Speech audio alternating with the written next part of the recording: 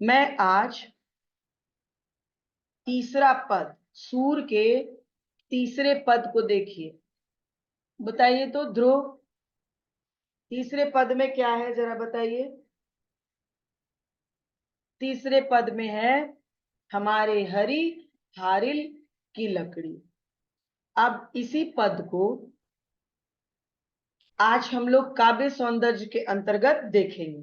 किन किन बिंदुओं पर यदि काव्य सौंदर्य मुझे लिखना आए तो मैं किन किन बिंदुओं पर ध्यान दूंगा। इसके अतिरिक्त ये नहीं है कि सिर्फ काव्य सौंदर्य लिखने आए तो समझ में बात आई। ये बिंदु आप कभी भी भावार्थ, अनुवाद, प्रश्नोत्तर इत्यादि लिखेंगे तो बहुत काम आएगा। ठीक है, तो काव्य सौंदर्य निरूपित करने के लिए, काव्य सौंदर्य स्पष्ट करने के लिए निम्नलिखित बिंदुओं पर ध्यान दिया जाता है।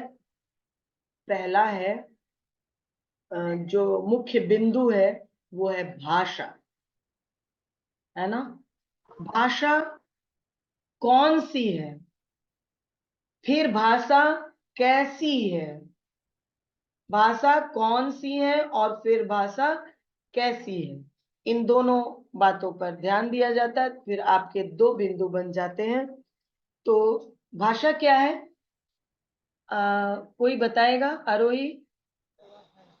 मैम ब्रज भाषा में। ब्रज भाषा है, बिल्कुल ठीक है। इसमें किसी अन्य भाषा की पूट नहीं है, मिलन नहीं है, बल्कि ये ब्रज भाषा है।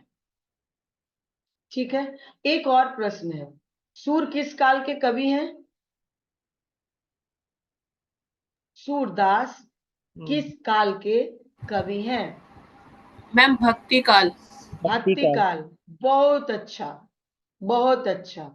ठीक है, एक और प्रश्न बताइएगा, सूर के पद में किन दो पात्रों के बीच वार्तालाप हो रही है? कृष्ण और गोपियां। उद्धव क्या? और गोपियां। उद्धव और गोपियां। कृष्ण और गोपियां नहीं, उद्धव। मैम मैम उद्धव उद्धव और गोपियां। हाँ, उद्धव और गोपियों के बीच वार्तालाप हो रही है। ऐसे छोटे छोटे मुख्य बिंदुओं को आप ध्यान में रखिए, है ना। ऐसे ही प्रश्न बनते हैं, एडिशनल क्वेश्चंस जिसको कहा जाता है, इस तरह ही प्रश्न निकलते हैं बच्चों, जो आप अनुवाद के क्रम में, व्याख्यान के क्रम में, सप्रसंग व्याख्यान के क्रम में, समझाने के क्रम में आप सुने होंगे। उसी से आपको एडिशनल क्वेश्चंस बनते हैं जो फर्स्ट पीरियोडिक में काम आएंगे। आइए देखते हैं, ब्रज भाषा है। अब देखते हैं गुण, है ना। गुण तीन प्रकार के होते हैं। अगर आपके पास कॉपी है, कलम है तो नोट कर लीजिए। गुण तीन प्रकार के होते हैं, प्रसाद गुण, माधुर्य गुण और ओज गुण। काव्य के सौंदर्य को निरूपित करने के लिए, स्पष्ट करने के लिए हमें कई बिंदुओं पर गौर करना होगा। पहले भाषा, दूसरा आइए गुण। अब जहां पर श्रृंगार परक कविताएं होती हैं, है ना, वहां पर माधुर्य गुण होता है। ठीक है ना। जहां प्रणय और प्रेम संबंध की बातें होती हैं, प्रेम बात आते ही ऐसा नहीं है कि सिर्फ परिणय ही, नायक नायिका प्रेम ही को हम श्रृंगार रस के अंतर्गत रखते हैं, ऐसी बातें नहीं है। हम श्रृंगार रस के अंतर्गत सभी प्रकार के प्रेम जो भौतिक और इहलौकिक होता है वो सबको रखा जाता है। एक भक्त ईश्वर से भी प्रेम करता है, एक माता पिता पुत्र को भी प्रेम करते हैं, एक गुरु शिष्य प्रेम भी होता है, एक भाई और बहन का भी प्रेम होता है। जितने प्रकार के प्रेम हैं वो सब श्रृंगार रस के अंतर्गत रखे जाते हैं, और श्रृंगार रस जहां होता है वहां माधुर्य गुण होता है। ठीक है, तो इसमें दूसरा मुख्य बिंदु जो लिखिएगा वो है माधुर्य गुण। मैं यहाँ पे लिखती हूँ, बोर्ड पे आप इसको फॉलो कर सकते हैं बच्चों। दिख रहा है बोर्ड? चलो, मुख्य बिंदु भाषा, ब्रज भाषा है ना, ब्रज भाषा पहला पॉइंट हो। दूसरा है गुण, माधुर्य गुण, माधुर्य गुण है ना। अब तीसरी जो बातें उभर कर आएंगी वो आप ध्यान दीजिएगा। भाषा ब्रज भाषा है, गुण माधुर्य गुण है, और तीसरी बात जो आएगी वो आएगी अलंकार, है ना। तो अलंकार पंक्तिबद्ध भी आप देख सकते हैं और पूरे पद में भी देख सकते हैं। पूरे पद में उपमा अलंकार की छटा है। हारिल की लकड़ी, देखिए हमारे हरी हारिल की लकड़ी, ये उपमा अलंकार है, इसमें उपमा अलंकार है। ध्रुव, बोर्ड दिख रहा है बेटा? कौन सा अलंकार है? उपमा यस अलंकार मैम। की छटा। उपमा अलंकार। हाँ, पूरे पद में उपमा अलंकार की छटा है। ठीक है, अगर स्पष्ट नहीं दिख रहा है तो मैं जो बोल रही हूँ वो आप नोट करिएगा। सामने वाला थोड़ा सा खिड़की तो एक पल्ला, ठीक है ना। उपमा अलंकार है। आगे देखिए,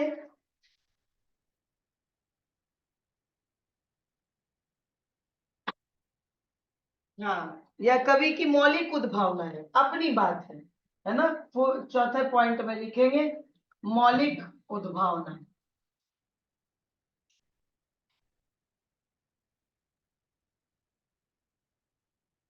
उदाहरण दीजिएगा। सुनत जोग लागत हो ऐसे, कोट करिए सिंगल इन्वर्टेड कॉमा में। सुनत योग, जोग लिखा है ना, सुनत जोग लागत हो ऐसे, लागत हो ऐसे, इसको सिंगल इन्वर्टेड कॉमा में लगाइए। इसमें लिखिए ऐसे जैसे में होता है उत्प्रेक्षा अलंकार, इस पंक्ति में है उत्प्रेक्षा अलंकार। बच्चों, अलंकार हम पंक्तिबद्ध भी स्पष्ट करते हैं और पूरे पदों में भी लेते हैं, ठीक है ना। करुई ककड़ी, यहां देखिए करुई ककड़ी, करुई क की आवृत्ति है, करुई ककड़ी है ना। सिंगल इन्वर्टेड कॉमा में डालिए, डैश दीजिए, यहां लिखिए कौन सा अलंकार लिखे बच्चों? बोलो। अनुप्रास। अनुप्रास अनुप्रास अलंकार। अलंकार। वेरी गुड, इससे कई आपके प्रश्न सुलझते चले जाएंगे। अनुप्रास अलंकार, ठीक है। आगे देखिए,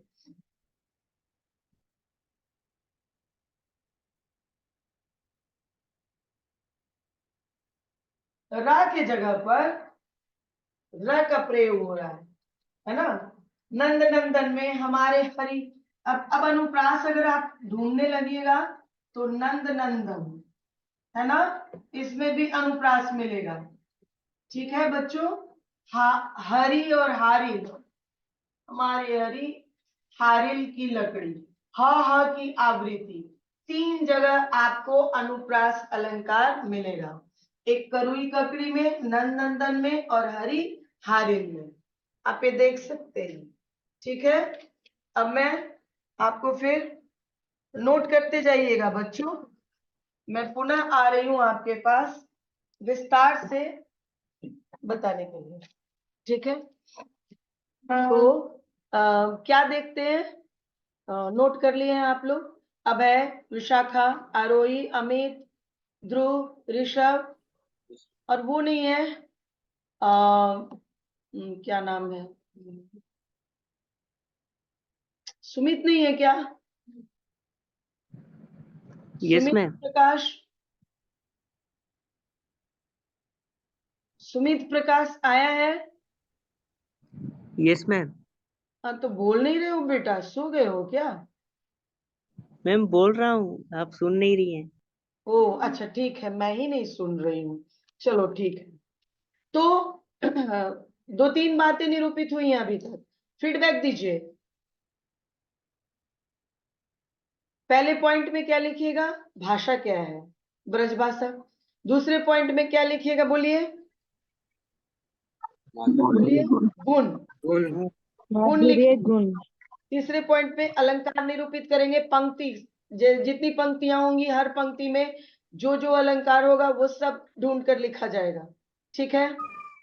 एक और बात रह गई, वो है, अभी 5 पॉइंट लिखे हैं ना, छठा लिखिएगा गीति तत्व। लिखिए उपर्युक्त पदों में गीति तत्व है। गीति तत्व समझते हैं? बोलिए। गीत से बना है गीति, गाने लायक, है ना, जिसको हम लय में, ताल में गा सके। तो सूर के जितने भी पद है ना बच्चों, सब भजन है। श्री कृष्ण के को अपना आराध्य देव मानकर सब भजन के रूप में है और सब गेय है।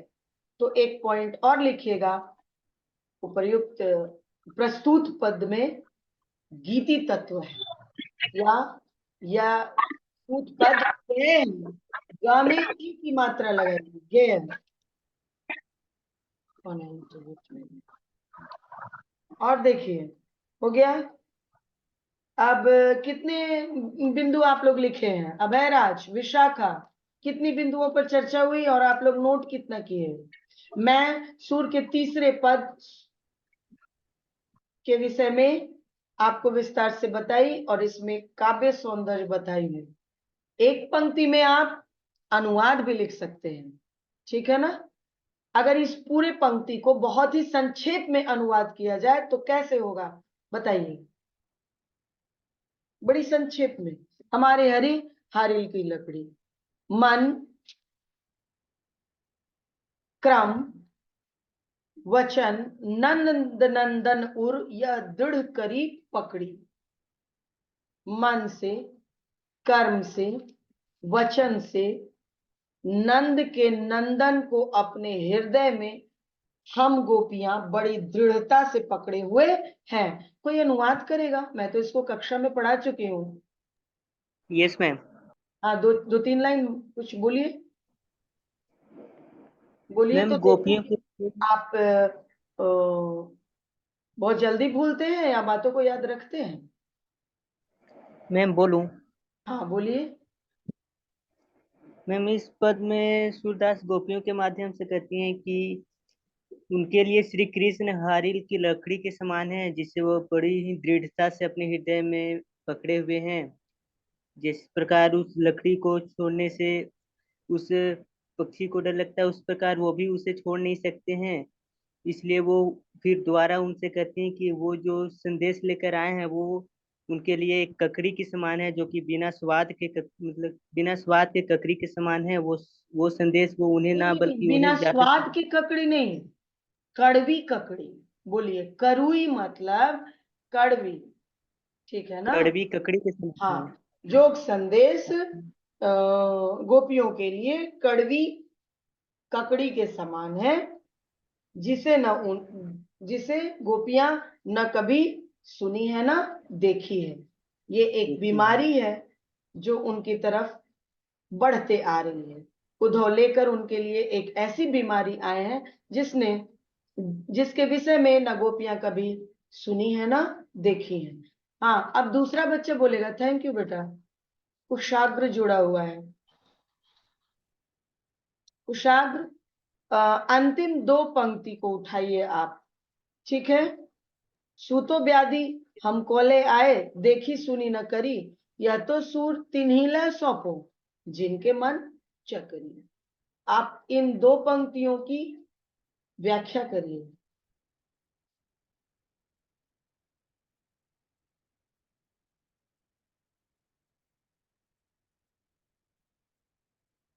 कुशाग्र, आप सुन रहे हैं? Yes ma'am. हाँ बोलिए। मन चक्री का आप सिर्फ मन चक्री का मतलब क्या है? जिनके मन चक्री, इसी को आप बता दीजिए।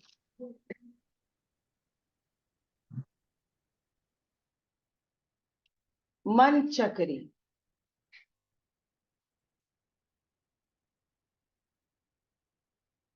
बच्चे तो मैम कृष्ण जुड़े का हुए हैं मन लेकिन चंचल हो गया। हाँ, मैम कृष्ण जिनका मन का मन चंचल हो गया। चंचल हो, अस्थिर हो, है ना, जो यस। एकनिष्ठ प्रेम में विश्वास न करे, जो कभी यहाँ कभी वहां, जिनका मन अस्थिरता लिए हो, अस्थिर हो, एकनिष्ठ प्रेम में, एकनिष्ठ ईश्वर भक्ति में जिनका मन न लगे, हाँ, चंचल हो, उन्हें हम मन चक्री शब्द का प्रयोग सूरदास जी ने किया है उनके लिए। ठीक है ना? चलिए, ध्रुव कुमार, निर्गुण यस मैम। ब्रह्म के विषय में आप कुछ बताइए। Okay ma'am. रिकॉर्डिंग, निर्गुण ब्रह्म। Yes ma'am.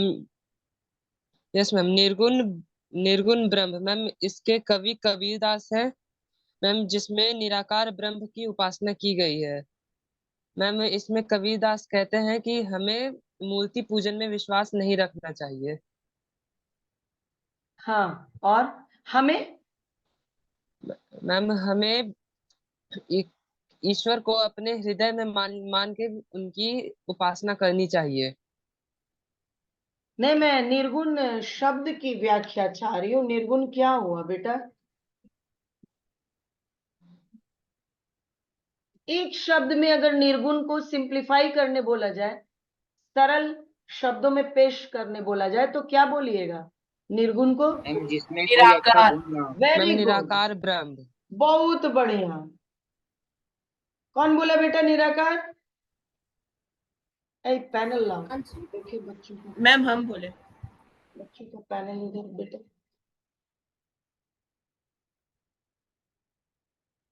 हाँ, कौन बोला?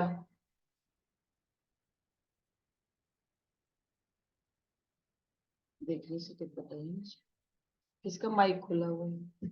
चलिए ठीक है, जिसने बोला वेरी गुड। अंशु आदित्य बोला, वेरी गुड। हाँ, हाथ नीचे कर लो बेटा, मैं देख ली हूँ। अंशु आदित्य, वेरी गुड, बहुत बढ़िया। निराकार, हाँ, निराकार